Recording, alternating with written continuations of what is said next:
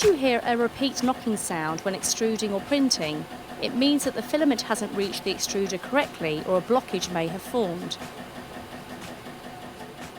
Follow the change filament process from the main menu and select Yes when asked if a cartridge is already installed. This will retract the filament from the extruder. If you pull on the filament gently from the side of the printer as you do this, you should feel the filament moving backwards away from the printer. This will free the filament from the extruder to allow you to reinstall.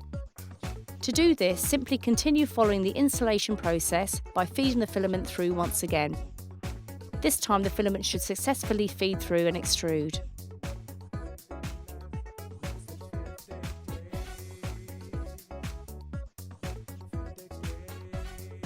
If the filament does not retract following this process, then please use our unblocking a filament jam video.